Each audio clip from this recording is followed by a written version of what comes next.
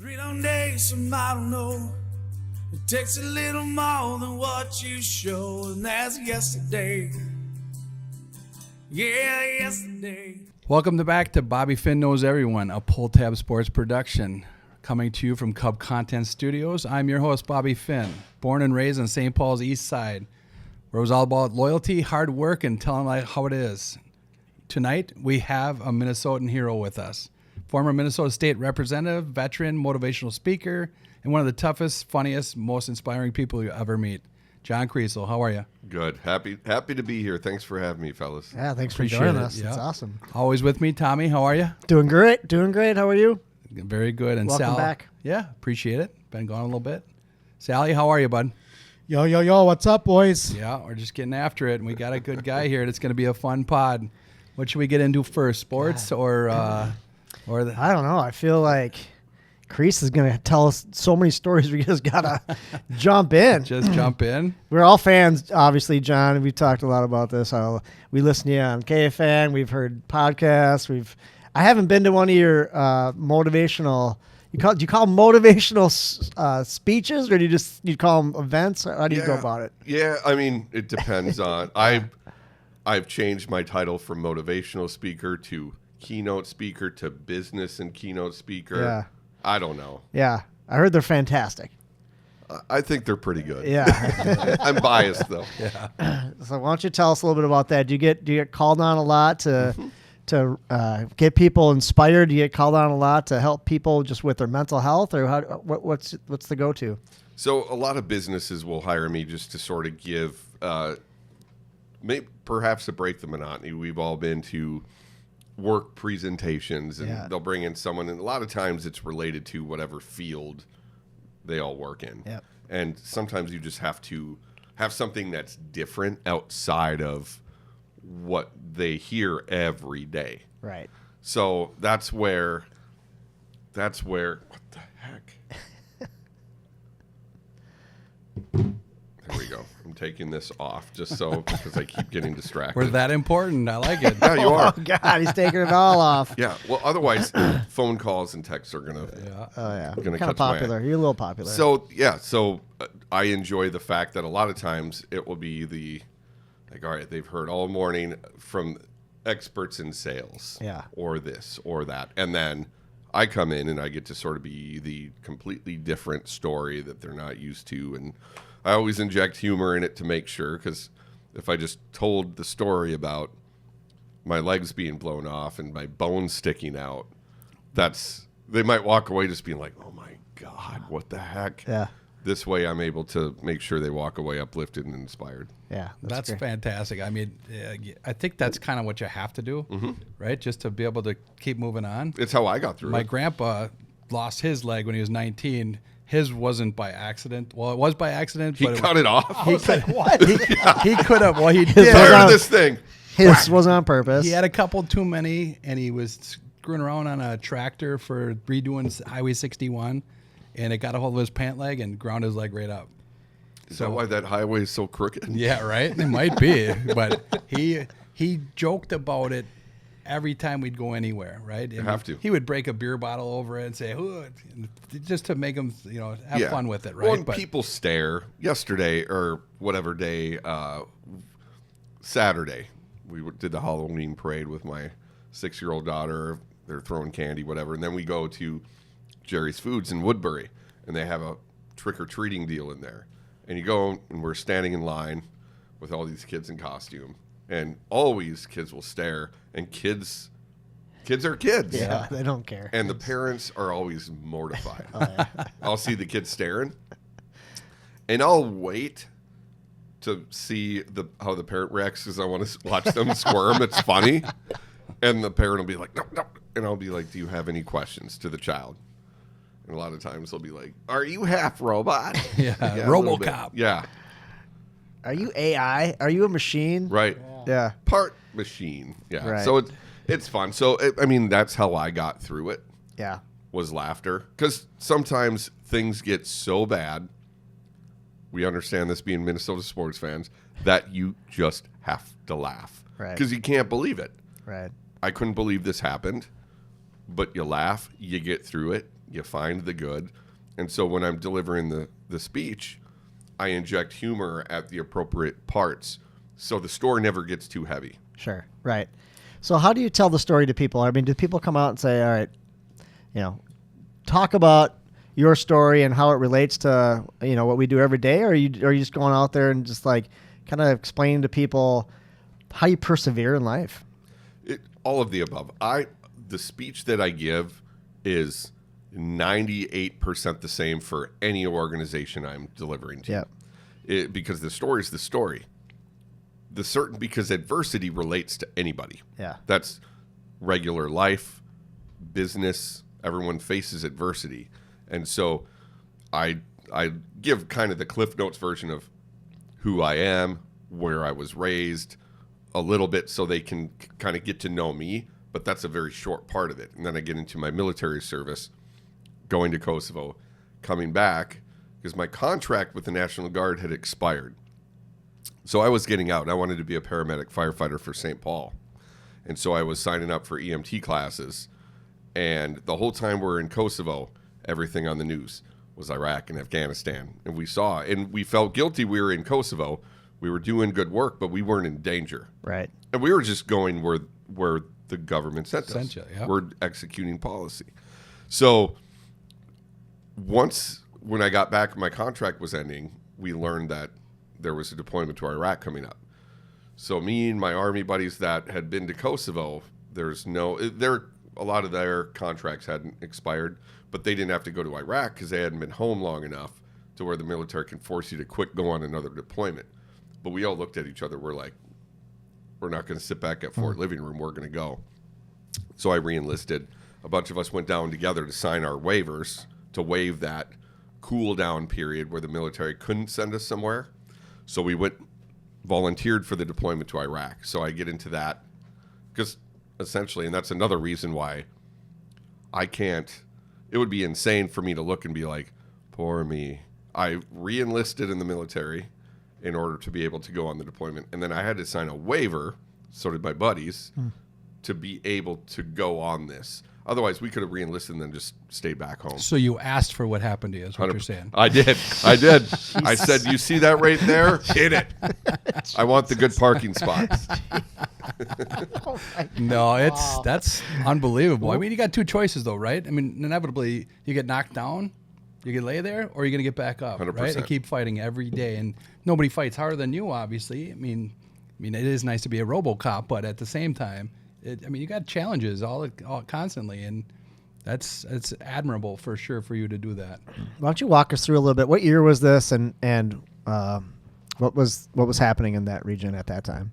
So 2006 is when we ended up in Iraq. Okay. Our deployment started in 2005.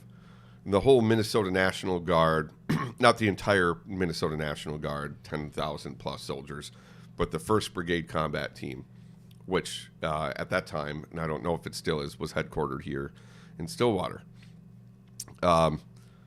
Largest deployment really since World War II for Minnesota.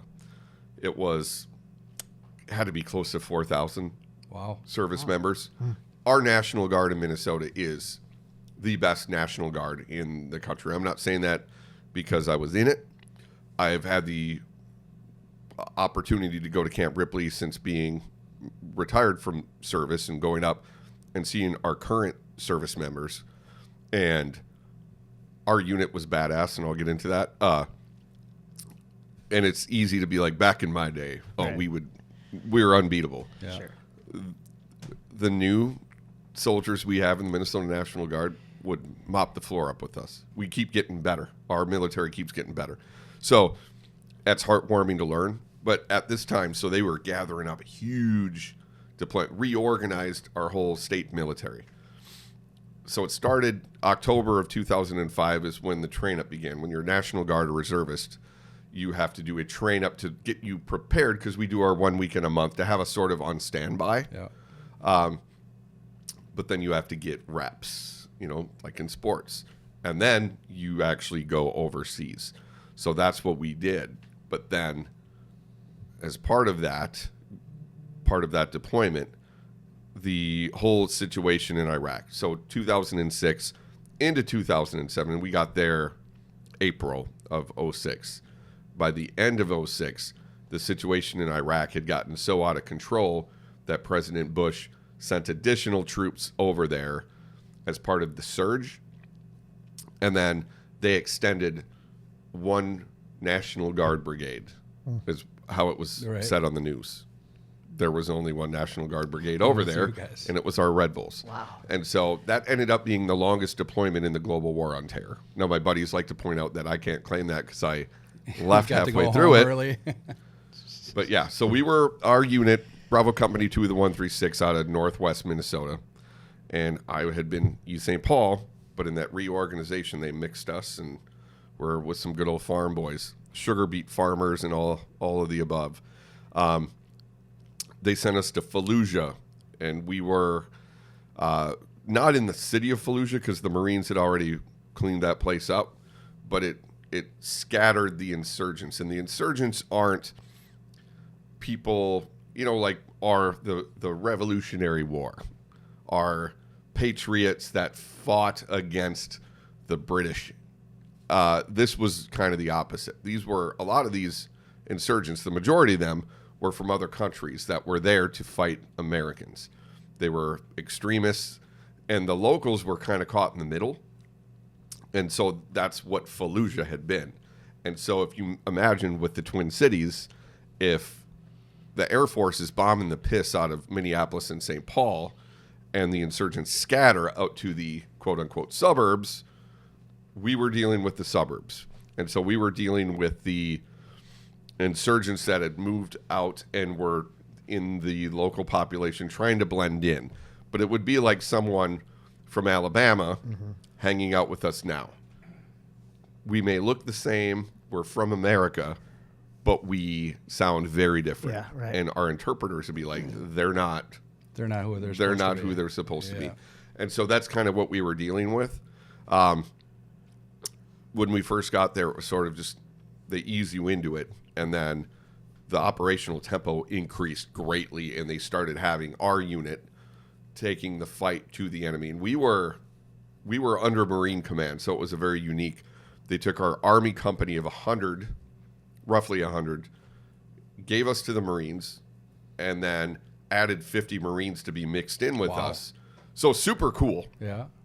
And we were taking the fight to the enemy, pushing them far enough away that they couldn't attack Camp Fallujah and the 19,000 people on base with mortars and rockets.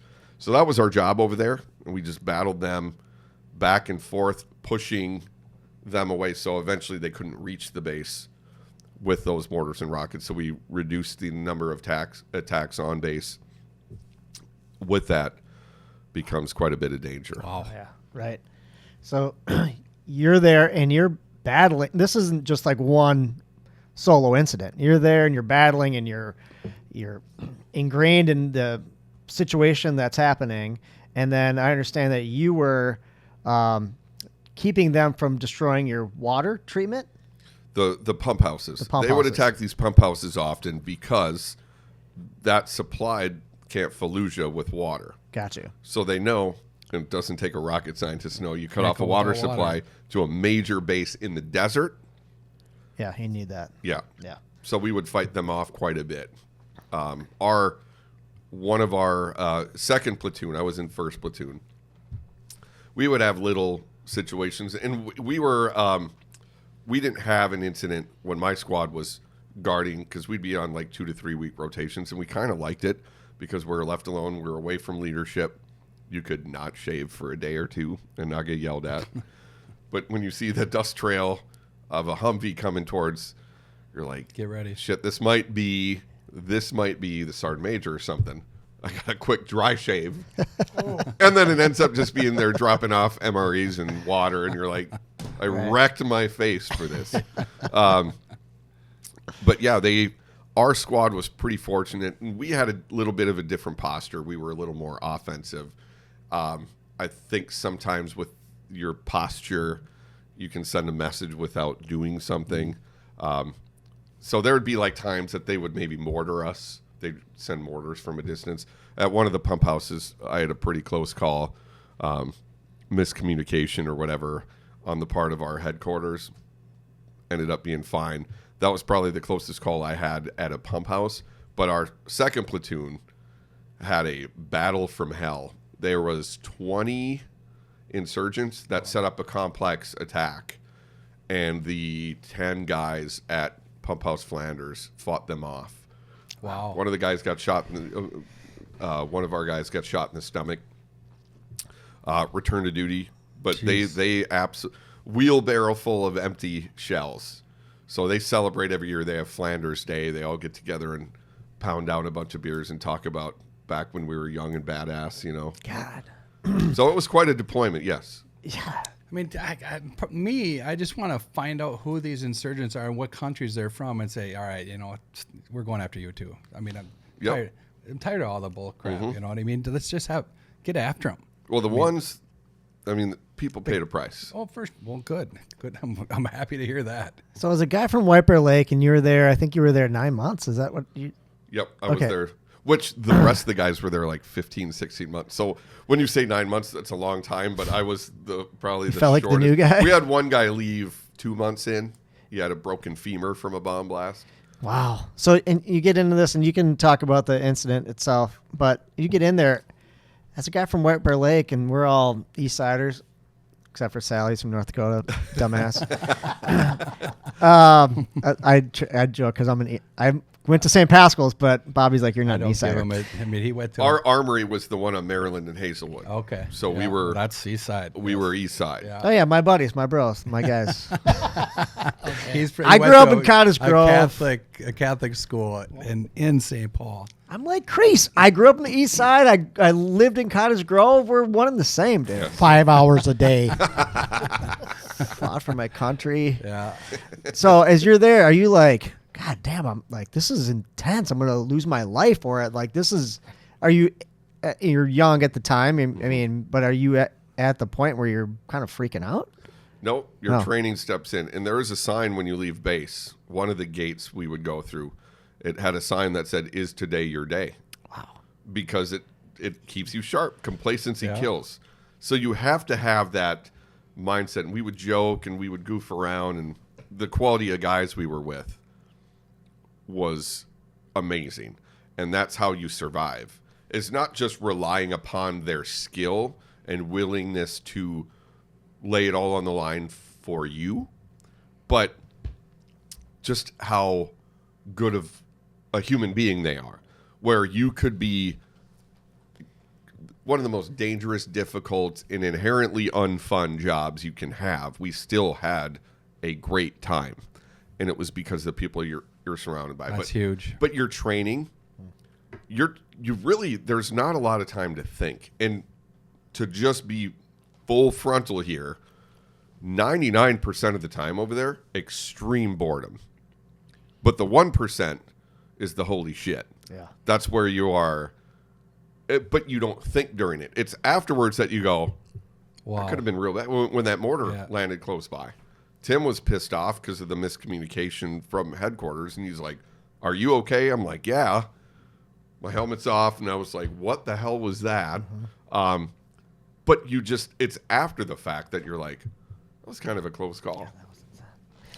Rush or more whole shit? The rush is kind of the short term after it, and then once that wears off, Yeah, you're like, oof. and you're sitting there, and I'm not a smoker, but there would be times I'm like, I need a heater. Hand me a heater. Yeah. And it's all, a lot of times too to stay awake in the tower at Yeah. night if you're on night watch. But yeah, it's crazy. Like at 44 and having been so far removed from it, I look at it sometimes, and these young men and women that are now serving, I'm like, how did I do that as a job? But you just do. You're trained, you're equipped, and most importantly, you're with the best friends you will ever have. Right. And that's why it works. So walk us through that day. Yeah. What's that like? December 2nd, 2006. So we did a foot patrol in the morning, check out an intersection that was a choke point, and they knew that, so they'd litter it with IEDs. So we wanted to find out who was doing this and zip them. Yep. They never showed up.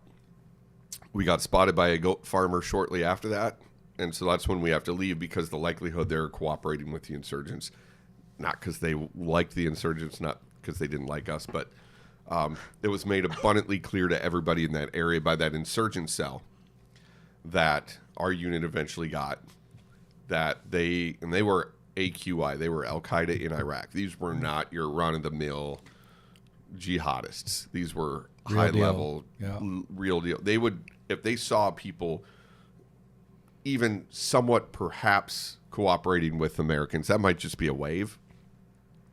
They would kidnap that person. Yeah. They would torture him for 3 days in the torture house that our guys eventually took down. They would kill them, behead them, probably behead them to kill them, leave them outside the village to send a message that they're not messing around. And so I don't think there's a clearer way to send a message to people that you're not messing around. Right. So we were trying, this was, that fall of 2006 is when our posture sort of changed to really, I feel like we were sort of closing in on what the problem was in that area. Because it was the roughest area of any area of operation that our brigade was in charge of. So our small company was, by luck put in this area. But we're there to do a job, so we're going to do it. So we were really taking the fight to, our original operational tempo was sort of like, let's be safe, go out, do our patrol, and come home. The commander got fired, and the first sergeant got fired because our job is to make it a safer place there. That might mean it's more dangerous for us, but we need to take the fight to the insurgents. So that's what we did through the summer into the fall. And then that's when, that day, when we got spotted by the goat farmer, we went back to camp. We ate chow, not Camp Fallujah, but the Pump House Flanders. Right. So our forward combat outpost. We ate breakfast, watched He-Man cartoons on DVD. Oh, shit. Because He-Man bangs. He-Man bangs.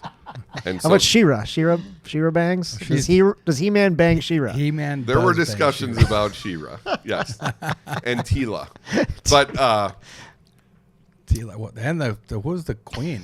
She was freaking out. I think Tila was the. Although there was always random queens, there'd be a different. Yeah, so we'd watch this and just. You had to find up. something to think about. Yeah, huh? We'd watch He-Man and UFC. Yes, the two things. Just, and so there'd be times on patrol that just all of a sudden the power of Grayskull. But then we decided to take a nap. Our lieutenant was up on the roof watching for suspicious activity through the FLIR camera. Forward-looking infrared. So you can, even in the daytime, you see the infrared, and you can see a long ways away. So he woke us up, and he was like, I need 5 volunteers to go check out. This looks weird down there. So 5 of us said we'll go. Me, Tim Nelson, Miller was a Marine, and then Brian McDonough and Corey Risted. So 5 of us in the Humvee, and then ahead of us was a Bradley fighting vehicle. And a Bradley fighting vehicle is a 32-ton armored personnel carrier. Small version of a tank. 25 millimeter main gun, so it can deal out a beating, but it can take a beating too, so that's the lead vehicle. And that's a 3-man crew. So we're headed down there, searched everybody. They were up to no good. We're pretty sure it was a whorehouse. But there was nothing dangerous. They weren't a security threat.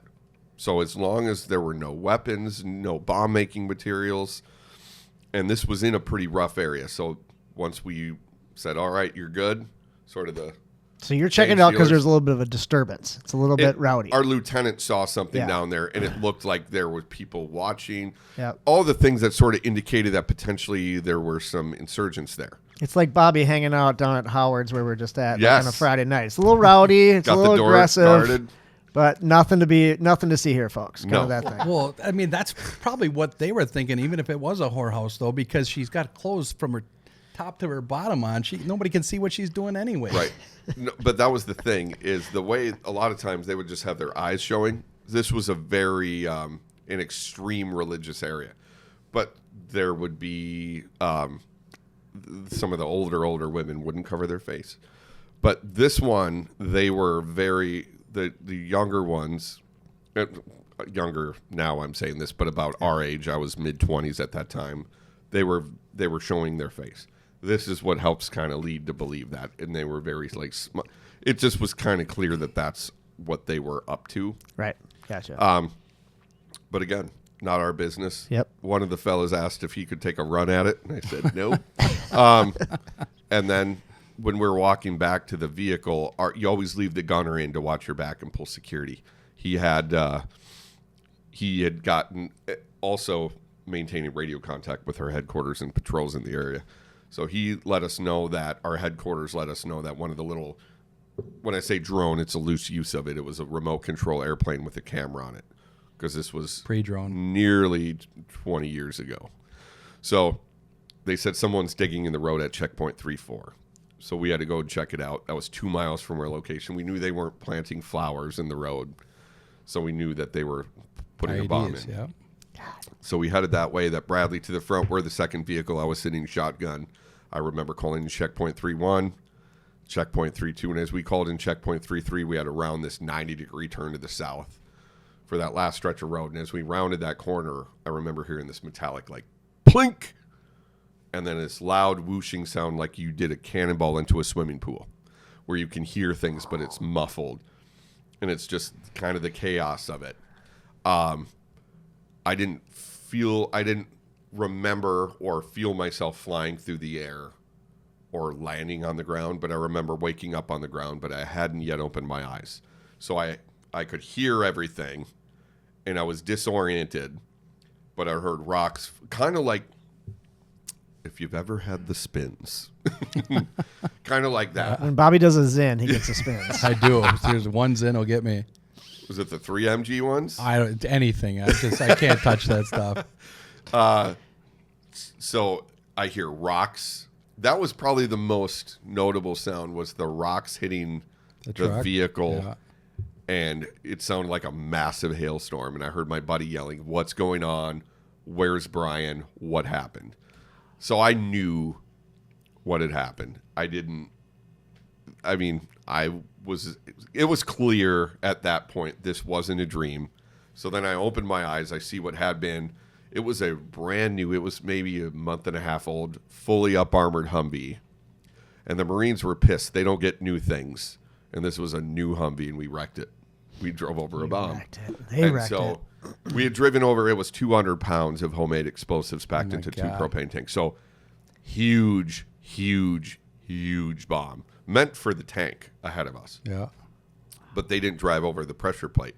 They missed it by a couple inches. And we didn't see it because they spray painted so it matches the road. So that blew up under our vehicle. Vehicle was destroyed, looked nothing like a Humvee. Parts of the vehicle are laying everywhere. Then I looked down and saw my left leg above the knee. My femur was broken, and it was sticking out like 2 crossed swords, just sticking out. And I'll never forget how bright white and clean my bones looked. And it sounds gory, but it's not, because I looked at it and was like, this is bad, but you're not freaked out. Obviously, shock had set in. But my right leg, and it kind of looked like a baked potato with the bone sticking out. My right leg below the knee looked like I put it in a wood chipper, and that one was bleeding a ton. So that's when I thought my life was going to end, right there. Wow. I mean, so you watch these movies and you see those things, and what you're explaining, do you feel like they do a good job of capturing those moments that you went through? Sort of. Some of them do. Yeah. I think Saving Private Ryan probably, is it the beach scene? I've seen it a million times. Yeah. Right. The beach scene, or maybe later in it when Tom Hanks, I think it might have been later. You're dazed and I apologize if I'm giving a spoiler, but you've had plenty of time to watch it. If you're, but where there's just the chaos and he's kind of confused, like looking around. That's kind of what it is. Because you're knocked out, and then you come to. Yeah, and it was 15 seconds maybe of losing consciousness. Wow. And the guys in the vehicle ahead of us came back, and they came, and the first guy, and he's currently a sergeant major, Adam Gallant. He'll be retiring from the Army here soon, but made it to the rank of sergeant major. Absolutely deserves it. One of the greatest dudes on the planet. And what I love about him is he just is a straight shooter. So he looked at me and he was like, Kreese, I'm not going to lie to you, dude. Your legs are really bad, okay? And I was like, you don't say. I'm staring at my bones. But obviously, he's got to say all these things. Right. But he said, you're going to be fine. We're going to get you out of here. He put a tourniquet on my right leg, wrenched that down, got that bleeding to stop. Because if that wouldn't have happened, would you have died, do you think? 100%. Yeah. I mean, it's amazing that I survived anyway. They did everything flawless by the book. So he put the tourniquet on that leg. Todd Everson showed up to put the tourniquet on this leg because there were 2 of them to deal with the 5 of us because they had to leave the gunner or the driver went up into the turret to be the gunner to talk to the medevac helicopter and our backup. So then our helicopter got there. I've been told 11 minutes. I've been told 18, somewhere in that range, and just crazy. They flew me to El Taqaddum. I got shocked back to life 3 times. Got flown north of Baghdad. So thankfully, the doctors, if they shocked me back to life once and it didn't work, I don't think anyone would have said, yeah, you'd stop trying. Mm-hmm. But they kept trying, stabilized me, flew me north of Baghdad to Balad. There they stabilized me for Landstuhl, Germany. There they flew me back to Walter Reed. So I woke up 8 days after the blast. Oh so the last thing I remember was taking off in the medevac helicopter and the flight nurse asking me my social security number. And I was trying to say it, and I couldn't. And then all of a sudden I was back in the United States. Are you under immense pain at this point? Are you just like freaking out? Like, how does this, like, that's unbelievable. Shock is a thing, man. It's real. Because I didn't, the pain I felt is when they had to move me away from the vehicle. They had to flip my legs up onto my chest. And that was a situation. It was a scattaboo. Yeah, that was a scattaboo. Because I knew it was bad. I had seen it, and I had come, and my arm was hanging because both ulna and the radius were broken. But you're just in shock. So you're like, whatever. Your body that's the design of the human body. Best oiled machine on the planet. And then when they flipped the legs up on my chest, though, that's when I was like, wait a minute. This is not supposed to happen. And my pelvis was broken too. So I felt pain when they lifted me to move me. And so did you look down and go, okay, I'm good. Yeah. I'm all right still. Yeah. It was, but it's one of those things. And I'm thankful when I woke up at Walter Reed that I had been awake for the incident, besides the 15 seconds I was knocked out, because I had come to grips with the fact that I was most likely not going to survive. And so when I woke up at Walter Reed and saw that my left leg was amputated above the knee, right leg below the knee, and I had these other injuries, pelvis broken, so they didn't know if I was going to be able to wear prosthesis, I was just happy to be alive. Mm-hmm. So it sort of forced that perspective on me. And then I immediately asked, where's Tim? Yeah. And they said he got banged up, but they said he's going to return to duty. And he did. And he was part of the group that took down that torture house. Wow, that's awesome. Which is awesome. You normally don't send the affected ones in, but they knew how professional our guys were, and they did the job without trying to be vigilantes or they were by the book. Yeah.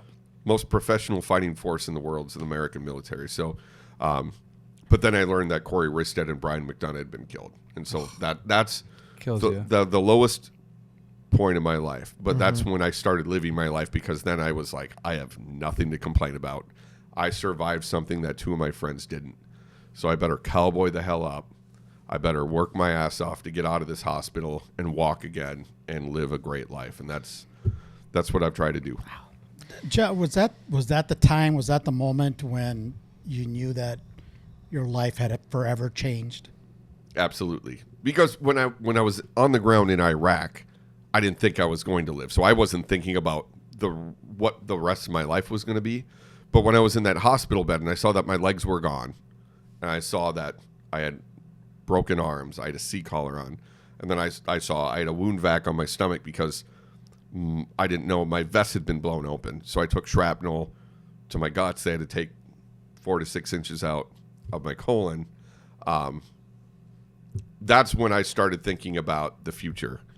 But it was that balance of going, I have nothing to complain about. Corey and Brian would love to be in my position right now. Right. and they're not. And so they motivated me every day because every chance I got to work in my physical therapy, I doubled up. I did 2 sessions a day instead of just one because I wanted to. They said I was going to be in the hospital for 2 years, and I was like, hell no. So I got out of there in 9 months, and I walked out. I pushed my wheelchair out, and it was because of that. Now, most of the guys there had the same mentality, the same attitude.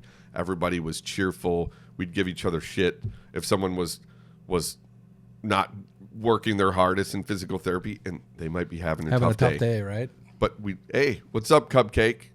Same thing. And there'd be a dude missing an arm and 2 legs looking at me, calling me a cupcake. And I'm like, you're right. Wow. That's how you motivate each other. But it's that perspective I got. I'm thankful I was awake. And I'm thankful that the people at Walter, that's why the only PTSD I have now is from my first marriage in the Vikings. Because they forced me to talk. I was in a hospital bed. And after I saw that all of this wasn't a dream, learned 2 of my buddies had died. And they said there had been one other surgery in the world that was documented, probably happened, but that a pelvis that had been destroyed that badly that they were going to have to do this surgery where they put it back together and like bolted into my spine. All these crazy things.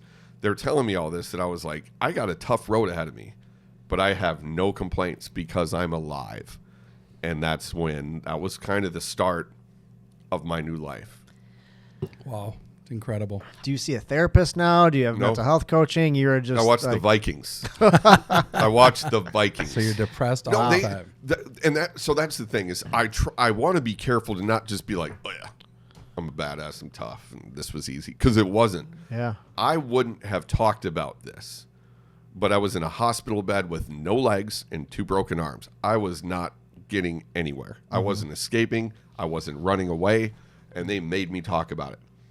Minutes after I woke up from this incident and learned that my buddies had been killed, that my pelvis had been shattered, all these things, and they said, you got to talk about it.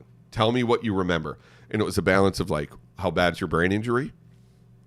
And where's your mental health at? And I just learned that it seemed like 2 minutes ago we were on that patrol, and all of a sudden all that stuff happened, and here I am in the hospital. And again, I thank God that I didn't just get knocked out, missing the legs, and then wake up at the hospital with nothing in between. You would have freaked. I at least had perspective that I'm alive, and I shouldn't be. But they made me talk about it, and then talk about it again and again. And then if I had any bad dreams, talk about it. And now, I mean, there was a dream I had that was this. So this bracelet I wear has my three buddies that were killed. Jimmy Wasiga was killed in a separate incident shortly after this. But I saw the 2, Corey Rista and Brian McDonough, on the bracelet. And it was that day, that patrol. And I see the bracelet, and I'm like, we can't go on this patrol. And they're like, we have to. It's our job. And we went, and the same thing happened. And then I had the dream again. Think of the awesome dreams you have. Yeah. You can't have those again. They're gone. You wake up, and you're like, shit. Mm-hmm. Yeah. I wish I could go back to that dream. Saving Ryan's privates? Yeah, exactly. And you're like, nope, that dream's gone forever. This dream I had multiple times. Insane. Wow. So I told Dr. Bootery, Dr. Andrea Bootery, amazing. And they're trained to deal with military. So, and I was like, I have this dream, and it won't stop. And she said, if you knew that bomb was in the road, what would you do? Wouldn't drive down the goddamn road. No. And she's like, I said, we would back up 100 meters. We'd call the explosive ordnance disposal team. They would show up, detonate. We'd get out, do our 5 and 25s, make sure nothing's around us. They would show up, blow it up. We'd drive on. She goes, before you go to sleep, picture that. Just do your SOP, your standard operating procedures, and do that before you go to sleep. I never had that dream again. I've never had a bad dream about Iraq. If I have dreams about Iraq, it's us slingshotting Mountain Dew cans into the leadership compound over the wall. The stupid stuff we would do. The fun stuff. So that's where I want to say, like, talk about it. Yeah. if you're having issues, talk about it. That's not going to cure everything. But what I appreciate is they gave me the tools to then move on. And again, I haven't been to a therapist since 2006. Nope, 2007, because I was in the hospital till August. So like early 2007 is the last time. Wow. Because they set me up for success. That's pretty amazing, though. I mean, 99% of the people, I think, they would never do what you're doing. And to help, not just the business people that you're speaking for, help veterans, right? Mm-hmm. Get through some of these times that they're going through. I mean, what you've done, you can speak it. And, like I said, it's admirable. You are a hero, and we do appreciate everything you've done. Well, thank you. I'm not a hero. I'm a lucky guy. But that's it, and that's the thing I want people to know is like what happened to me is not going to happen to 99.99999% of people. But we all face adversity. Yeah. And that's where you need to have those tools. You need to look. It's about perspective, and attitude's a choice. And I know it's not easy, like if it's a serious cancer diagnosis or some other tragedy, there are big things that you can't just be like, oh, good, just make today great. But if you focus on the good, I keep this little Post-it note on my mirror that my daughter wrote. And I tell people in my speaking engagements to write 3 to 5 things in your life that you're truly thankful for, things that are the reason why you do what you do every day, and put that on your mirror. And that's your reminder, and that sets the tone for your entire day. I have the Post-it note I have. My daughter wrote, "I love you so much." And it's on a little blue heart-shaped Post-it note. And it's tremendously misspelled. But we got to work on that because I won spelling bees in elementary school. We got some work to do with old Chloe. White bear. You're talking about those. That's not a lot of that people would be can math. spell. Math would be the problem. White bear Spelling were great. elite. Fantastic. But that is the first thing I see in the morning, and that gets the day off on the right foot. Well, I don't have feet, but you know what I'm saying. Yeah, that's pretty incredible. And obviously you're doing speaking. What is your site? How do you get a hold of you? JohnKriesel.com, JohnKriesel.com, and I'm on all the socials, Insta, LinkedIn. Nice. LinkedIn, because I'm a businessman. I'm easy to track down. Yeah. So book you, come and you'll speak to corporations, private events. Yeah. Anywhere in the United States. Yeah. Yeah. Very cool. Not Fallujah. Not Fallujah. I have no desire to go back to that godforsaken place. Oh, God. Well. So, getting let's have a little fun with it now, right? That's motivational. It really is. In today's society especially, everything I want my kids to start doing things, and you hear about kids failing and just like, woe is me, and they just stay down, right? I said, get up or stay down. I feel like there's too many kids these days that just stay down. And not just kids, adults. Yes, sorry, got dealt a bad hand or bad feet. You get up and you keep fighting every day to make the best of it, right? I probably wear a sweatshirt way too often, but it just says positive vibes only. You can spin a lot of things into a positive thing, even if it is a negative thing, right? It takes work. It does. But you can do it. And this is where I feel like I'm just dunking on my mom. But she's a lot of times, I call her once a week. And sometimes she'll call a different day if something's going poorly. And she'll complain about a bunch of stuff. And then, how's Chloe? How's Kayla, my wife? And it's fine. I know her. I know her very well. But then she'll complain about life and be like, this is miserable, all these things, and life is miserable. But then she's going to be 80 in December. And she'll be like, I don't want to die. And I'm like, no one said you're going to. But it shows like all of a sudden she's like, I want to be alive, but complains about everything. So that's where it's I feel like I learned from my dad, and in certain ways of like also how to be a better husband and stuff too. But by not doing what he was doing, but then like personality wise and mentality wise and resilience wise, my dad's the guy.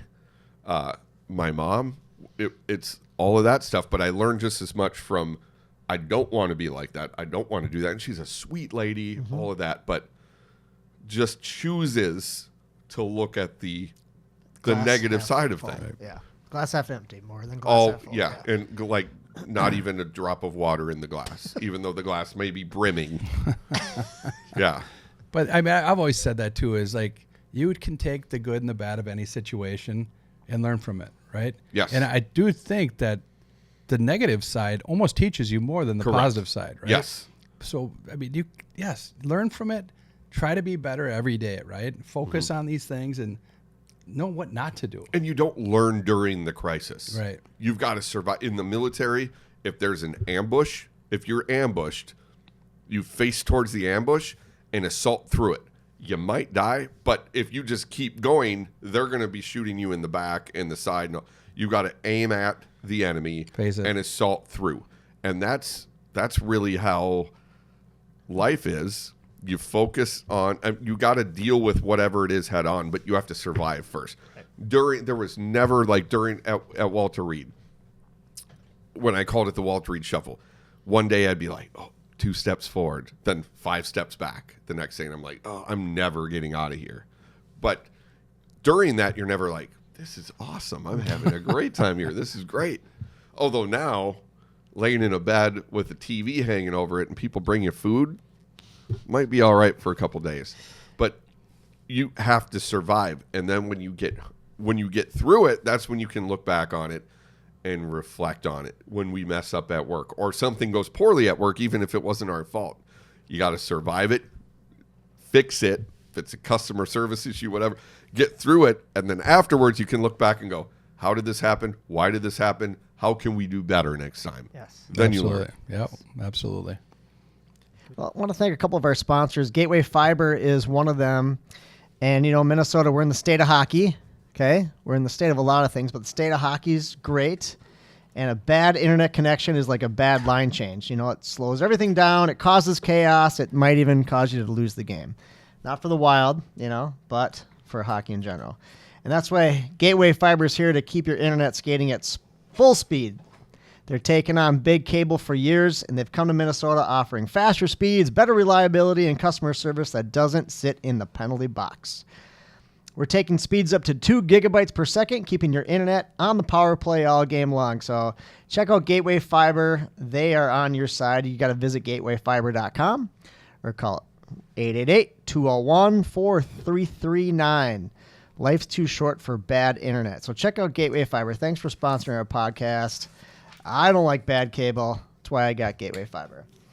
The other is Cub Foods. And Cub Foods, Bobby thanks Cub at the beginning of the pod. And we know it's tailgating season. We're going to get into some sports with John.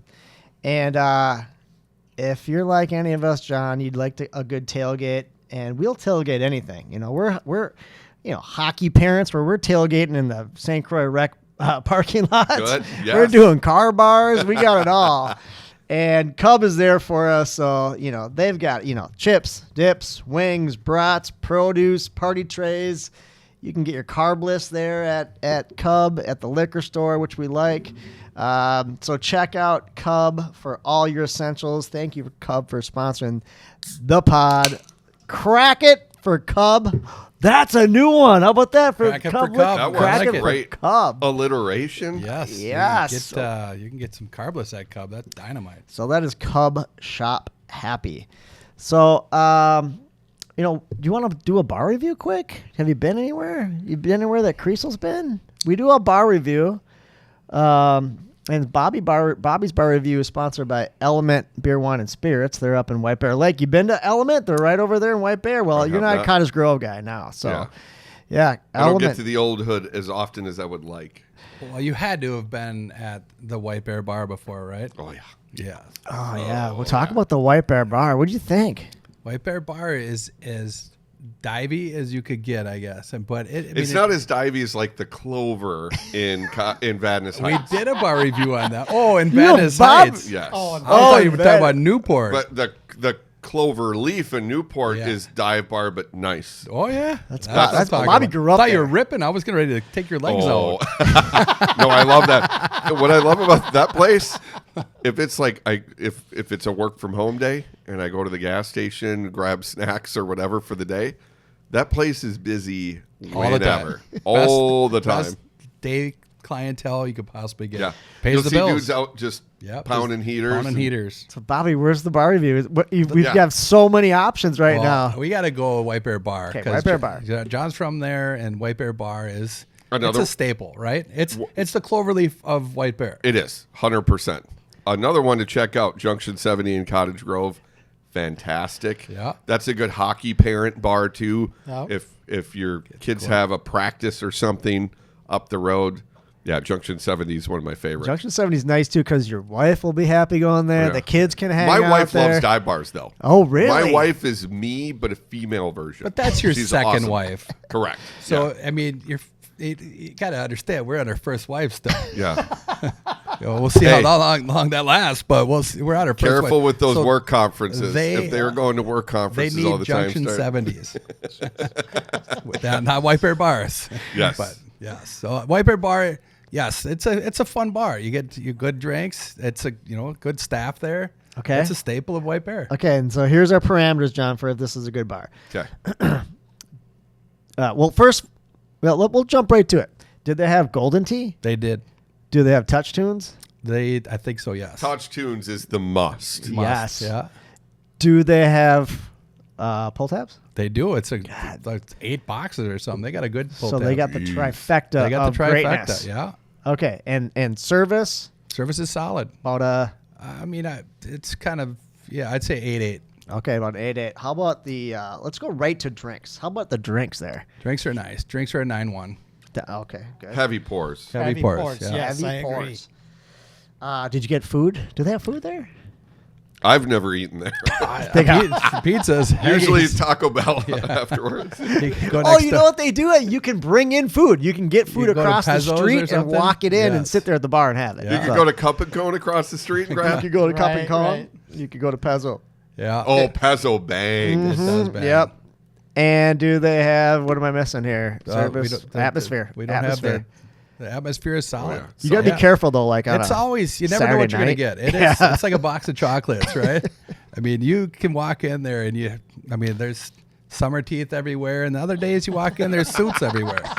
You never know what you're gonna get in there. Okay. It's kind of part of the joy of it, right? Yes. You just don't know. Everybody's welcome there. Yes. Okay. Anyone can come. I like that. Anyone can come. Okay, so check out Wiper Bar, sponsored by Element Beer, Wine, and Spirits. They're also in Wiper Lake. We might just need to go hang out in Wiper Lake more. I like that a lot. We also do a thing called the Dick of the Week. So Bobby will end the podcast by saying, "Don't be a dick, right? Just be a good person. Don't be a dick." Do you have a Dick of the Week? Should I? I do, but it's from the East Coast because I was out in New Hampshire and Boston. So I like when they're more local or, you know what I mean, have a bigger reach. Like when I said that kids' lemonade stands are dicks of the week because I feel guilty and I don't want that lemonade. Just keep your shit to your house. John Harbaugh, I think, would fit with his shenanigans with the injury report the other day. What do you do? Tell us. So, in the lead up, and it screwed a lot of people in Circus Survivor, which is an expensive contest. I've been out of it since the freaking Cardinals collapse 3 weeks ago. Yes. But I digress. John Harbaugh, as we know, Lamar Jackson's had the hamstring issue. All of a sudden, he's practicing. He was a full participant.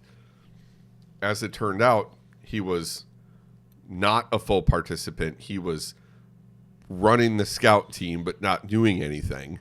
And so they're going to get fined. I was going to say, you But- can't do that, right? No, that screws people in these contests, these bettors, which one could say, who cares? But the NFL has partnerships, and they're in bed with sports betting. Sports betting's a real thing. It's legal in a lot of states. We yeah. could get So into something else, that- sports betting. Yeah.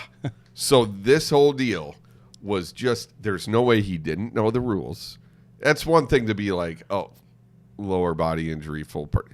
This was an obvious trying to skirt the rules, and then they backtracked and went back to going, okay, he was limited participant, all these things. Cost a lot of people a lot of money, and it's just stupid. Yeah, it's stupid. It made no sense. He's the dick of the week. He's trying to screw people over. Screwed the bettors. Now that you say that, I got another one, and I actually like the guy, KOC. KOC left Carson Wentz in there to I agree. I mean, Carson Wentz almost grabbed his legs and put him on his chest. Yeah, he did. You know, because he was just getting murdered constantly. I mean, Carson Wentz is going to be my opener here for speeches moving forward. Yeah. That whole thing, and I think how he's handled the whole J.J. McCarthy thing, really, if all of a sudden it's like, okay, we got to dial back and reset. Yeah. And I know that it's not a soft benching. It's not. He's been hurt. But I also know that he could have played through it. Absolutely, he could have played through it. So it is, in my mind, a soft benching. And I know that he's talked, and KOC's very deliberate with his choice of words. Yeah. And when he started talking fundamentals and footwork and this stuff, that's when it was like, Playboy, did you not have a whole freaking training camp to see what you verify that this is good? For the record, I think J.J. McCarthy is going to be a very good quarterback. I'm not off the ship. I'm not happy with the coaching, and there's a handful of reasons. There's play calling. There's clock management. There's all of a sudden, like, there's rumblings now with some little bit of behind-the-scenes tumult at the building. You know, I was listening to, of course, the greatest radio station in the United States, KFAN, and they were talking on air today about how there's some, Kevin Seifert was talking about, there's some tight buttholes in that building right now. There's a lot of discomfort and sort of a bad vibe. Well, that's when I really want to now see how the coaching staff responds, because it's great when everything's bouncing your way like last year, and you go 14-3. But now that the back's against the wall a little bit, now I'm excited to see it. Excited is not the right word because it's a bad spot to be in, but I want to see how they respond. Yes. So, what happens when things are not going your way? Right, and I know this will be posted after the Lions game, but I'm really looking forward to seeing how because the Lions are real. That's a real team. They're back. Yeah. I'm guessing it's not going to go perfect. I'm guessing it's not. And I don't think we need to. My problem is this. All offseason, it was about, and for once, as fans, the coach was saying what we were thinking. We need to get tougher on the offensive and defensive line because our guys got shoved around like kids. And so, for once, and maybe it's not a great thing, you know, when we're on the couch pounding Coors Lights or carbless and saying, here's what the Vikings should do. They know more about the game than us, of course. But it was obvious to everyone that we need to get tougher up front. And they spent a ton of money doing that. And they've been getting shoved around. I agree. They're like, this is our year. We got an offensive line. We got a defensive line. We got the quarterback. We're set. Wide receivers. We have two amazing The quarterback just has to not mess up. Yes. And now look, we're just like. So they get rid of Darnold, which they didn't get rid of him. Though. No, he signed somewhere else for money. I mean, we weren't going to be able to. We offered. Yeah. And it was and I say we because I am in the Vikings front office. You were part of that. You're a wolf. Okay. But he obviously took the longer term, larger deal. Smart Same for him. with Dan Jones. Yeah.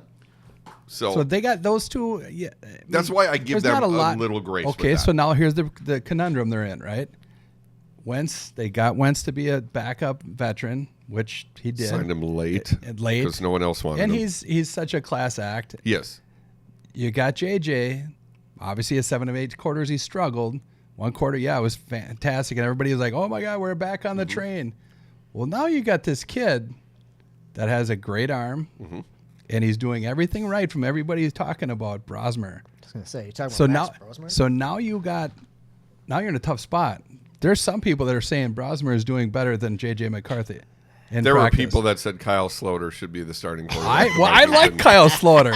He didn't do anything after he left here, but and that shows you. And yeah, you never know. Well, Daniel Dimes MVP. Case Keenum.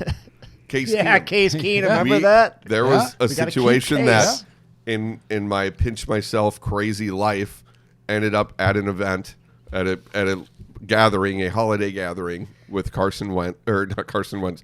Case Keenum was there, having beverages, just chatting normal, and it was during the 2017 season, and we were like, we want you to be our quarterback. Meat Sauce was Franchise. We were chatting. Yeah. It was at some place in Uptown, and he was like, found a golf course I love it here. I love this team. I love everything about it.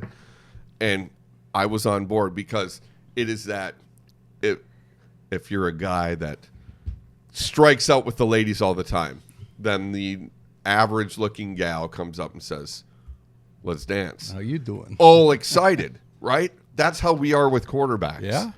Or- He loved the Pasternaut for a week. He was the greatest. It was a fun week. He was amazing. But you look at this, though, at just how eager we are. And you know what? Spielman and Zimmer were correct to just say he's not the guy. They were right. He went somewhere else. Yeah. It didn't work out. Great backup. He's a great guy. I would love him to be our backup. Better than Wentz. And Wentz, yes, class act. Off the field, he very charitable. So but if I'm bad at my job, I think I'm a pretty nice guy. But then I deserve to be ripped. Yeah. Way she goes. Right. But in this situation right now, we have a quarterback that this is the plan. And in the whole training camp and in the offseason, they loved him enough. And I've talked to people that are close to the team. I'm talking about people in the building, but people that are close to people in the building. And they love him. Former players that have access that I don't have, that see things clearly, saying, I've been around him, I've seen him practice, I've seen him play, and not just 7-7s, but other situations. He has it. Right. We just have to get him there. So we can't. This is for so long we've had we always want the next best thing. And it's like, okay, we have a little bump in the road, little adversity. Pull the plug. We should have had Daniel Jones. We should have. People wanted to burn Sam Darnold to the ground Right. after those games, Yeah. and rightfully so. He was awful. And suddenly now we're going, buyer's remorse. He was great all year until the playoffs. It mattered. So it mattered, yes. Right. And JJ is all with JJ, his whole career, his whole life growing up, he's a winner. And that's Yes. all I've ever wanted. That's all I wanted. Intelligent winner. And everything else will take its place. So, Think of when we were younger, though. Quarterbacks didn't get drafted and then start. right. None did. He would have played last year if he hadn't been hurt. He would have. There was that stretch in like November when I was at Deer Camp. I remember that was when Darnold had like 2 or 3 bad weeks in a row. That would have been J.J. McCarthy time, but he had been injured. And so all of this, this has been the plan. And I think it would be stupid if you look at it and go, all of a sudden, okay, yeah, this is our plan. Oh my God, he's awful, and we stick with it because it's the plan. I'm not saying that. But KOC, the quarterback whisperer, and the front office, who knows more about football than any of us, they believed in him enough to offer small contracts to those guys that they said, we're essentially saying, go walk. And here we are, and there's a bit of a bump in the road. Remember, like Peyton Manning. 1-15. He was Troy Aikman won yeah. like 1-15. I mean, And there were flashes. We saw that one flash against the Bears. No, the Bears had a lot of injuries. But this is where just all of us, and I just wish this is one of the good things about social media, go back. And you'll see me, and I'm positive about everything except Minnesota sports Vikings. and the Subarus that drive in the left lane. oh, you're my guy. Oh, look my at me? God. Did you you listen drive to a the Subaru? podcast No, before? I don't do any of this. Oh, my God. I rip on the Subarus do this. constantly. I'm like, what? Is it just automatic when you buy a Subaru, Yeah. you have to go in the left doesn't- lane yeah. and slow everybody down? Oh, my God. And if you drive a Subaru, we get it. You love to camp. Oh, Just don't do it in the left lane. And you have, The how many stickers say stickers so. are in your The back? stickers say Oh, so. nonstop. It's And a lot of them are like back off, and it's Yeah. like you clearly get tailgated off. National So- parks. But all these things, especially on social media, though, I have never been like, pull the kid, he doesn't have it. No, you got to stay the course. But it's such a knee-jerk reaction situation right now. But just, I'm excited now that he is it, because they're not putting Brosmer in. No, There's- not a chance. No. Not unless JJ They'll put gets Wentz hurt. back in with no legs. Wentz is dead. Yeah, he Wentz passed is away. gone. So do you get intel from your KFAN friends? Tell We us a used little to. bit about your KFAN friends. We used to. Okay. The current regime says nothing. It is like Loctite. They're more Loctite than the CIA. Oh yeah, yeah. It It's used- got to it- be impossible to stay Loctite, right? No. And such a good Nope. group of guys that just want to talk shit. But and I'm not saying like the station, none of us on air really get fed Oh, any intel. okay, got you. It used to be previous regimes, there'd be stuff that we would hear. Yep. And it tended to be on. So it is weird, but the Vikings fan in me appreciates that, Yes. because if us knuckleheads know, then Yeah. other people. You always talk probably about PA being Loctite. They're like, you can't get anything out of this guy. Even like when you do the draft, he's just like, I don't know who we're gonna pick. I don't know who we're gonna draft. And you do the whole draft thing. I was like, they know something. He knows something. don't. Used Well, to. hockey's pretty tight with the team. He is very tight, and there's stuff that happens in the locker, because hockey's job is to go in there and run wire. So there's stuff that he'll hear in the post gamer, and he doesn't talk about. Yeah. And he doesn't, and I don't ask. I don't want to put him in a bad Right, spot for sure. because he's sitting in there. I mean, there's some great stories of years past where he's witnessing some things that I'm like, what? And I do remember there was a story that, and this doesn't go out of bounds or anything, but the military and me, I think sometimes it's important to give somebody a rough talking. And I'm not talking about like at work, at an office job, but in the NFL, after the Eagles Thursday night game, was it 2 years ago, when they just fumbled the game away, Justin Jefferson casually, just cavalier with the ball, reaching for the pylon, fumbles it, and it becomes a touchback. And everyone's, dumbest rule ever. But it's the rule, so don't do it. Yeah. All these things. And I got in, and he got back from the flight. They got back. So for Friday, I'm normally on KFAN Fridays. And he was tired as hell because the flight got in not long before that. And he sits in the producer lounge, puts his feet up. And I'm like, he's like, did you watch that game? And he knows I watch all the games, not just the Vikings, but especially the Vikings. And I was like,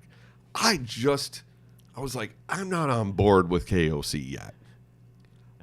All these great words and multi-syllables and all this and the smile, that's all great. But you're a leader of men. And sometimes men need to be hollered at if they're not doing their freaking job. He goes, I think you'd really like what KOC had to say last night. Okay. And I was Well, like, they all hear right. that. And then we got to see it in the Receiver series on Netflix. And I was like, okay. And that wasn't the half of it. But I was like, okay, good. He has it in him, because it's important when you're leading. And I did this in the military. My guys knew I loved them, and they knew what their job was. And if they didn't do their job, Let them have it. that's when you got to let them have it. And they have to know that. Otherwise, humans just tend to lay back a little bit, lackadaisical. Yeah. lackadaisical. So, yeah.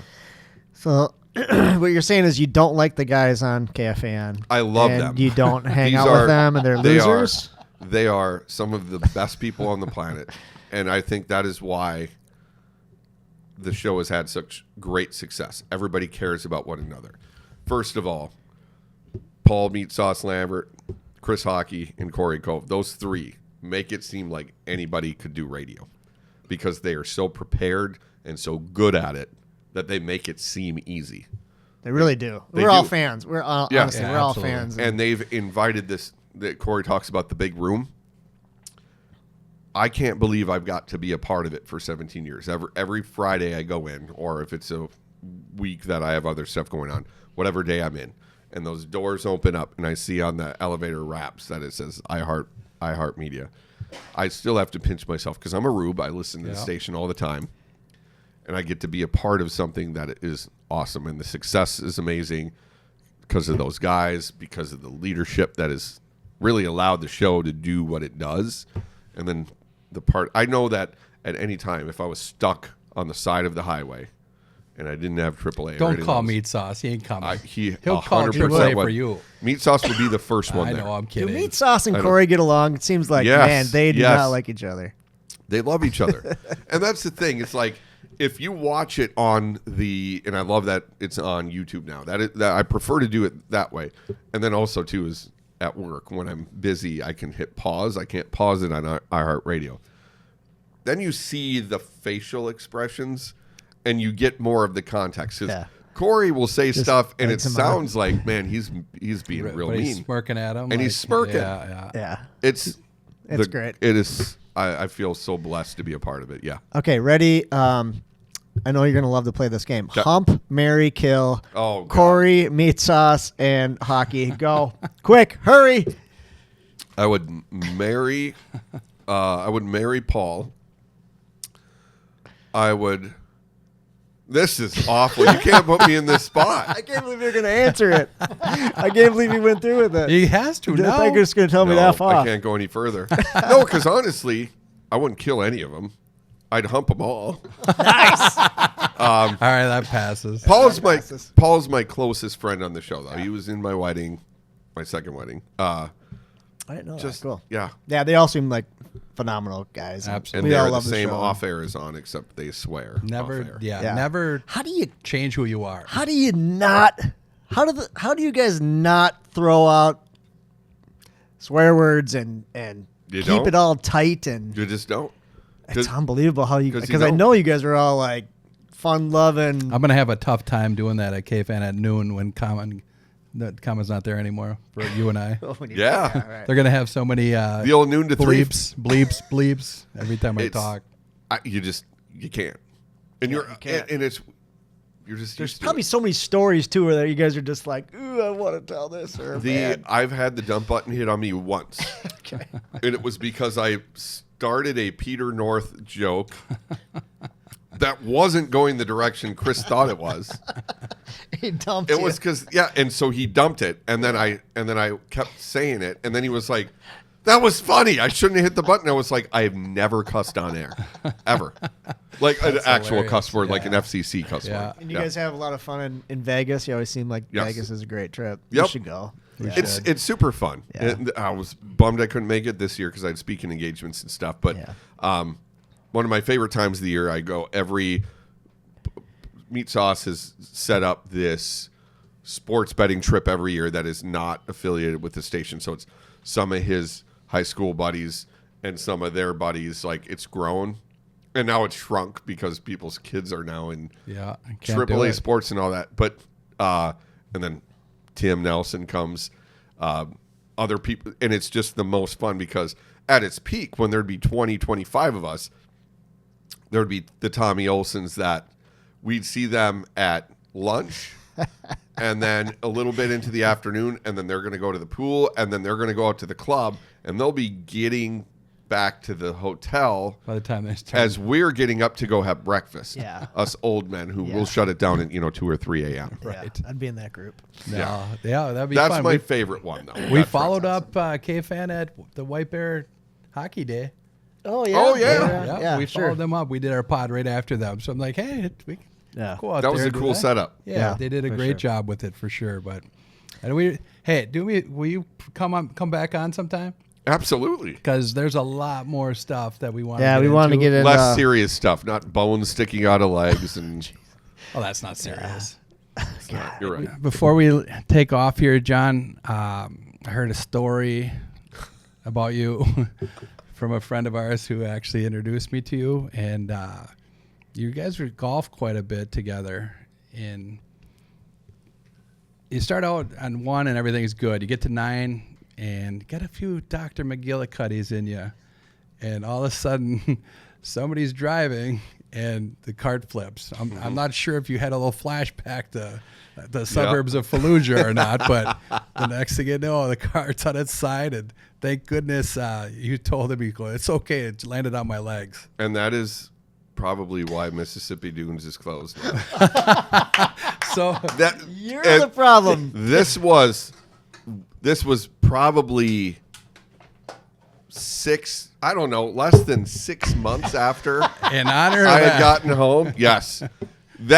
I bet that is the last time I had McGillicuddy. oh my God. Yeah, my God. This is not because I was 25 years old, so I'm not going to make excuses. But it was a situation. We got aggressive with the golf cart, and I did it shitty a little bit. Oh, yeah. Kicked the ass end out, but then caught. It went from dirt to actual pavement, and so then it grabbed and flipped, and so then my one leg was like all spun, and then the cart like landed on it, and Dano was like, "Oh my God, are you okay?" And I was like, "It's on my leg, it's fine." And then he goes, that's his thing. He goes, "You creep." I was like, "Yep." So we're doing one of these. All right. We're doing one. Sal, you want me to pass one over to you? Come No, on. we're good. Bobby, take us home from there. Come out from behind the curtain. Well, I just want to say God bless the USA. God bless John the USA. Kriesel, thanks for your service. Gentlemen, thanks for having me on. Cheers. Cheers.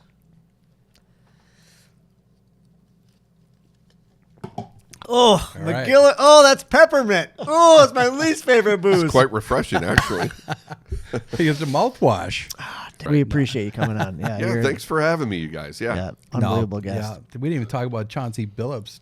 Oh boy, we didn't. that's gonna come up. Crazy. It's gonna be some crazy stuff with that. But hey, John, thanks again, man. I appreciate it. You're an inspiration, and from the battlefield to the capital of the stage, you've done it all with courage and humor. Minnesota is proud of you. I appreciate it. Appreciate you joining us here on Bobby Finn Knows Everyone. Tommy, Sal, you got anything to say? Hey, Last words? Just thank you for your service and Thank you. your sacrifice that you've done for this country. It's fantastic. I appreciate it. Yeah, absolutely. Glad to do it. It was the best job I've ever had. That's unbelievable. It's pretty crazy, but everybody, thanks for listening. We can be heard on Spotify, YouTube, and all other platforms where you get our podcasts. Please like, subscribe, and tell a friend about us. And just like I learned growing on the East Side, work hard, get your hands dirty, be good to people, and just treat people the right way, and everything will work out. But just like I learned also, if you can't do that. What did I just do? Just don't be a dick. If you can't do that, just don't be a Don't dick. be a Don't be dick. a dick. It's pretty Yeah. simple, Don't right? be a Very dick. Don't easy. be a dick. But thanks for everything. We're out. We're out. Straight talk on the east side in a world gone sideways. Bobby Finn on the mic, dropping truth. No need to play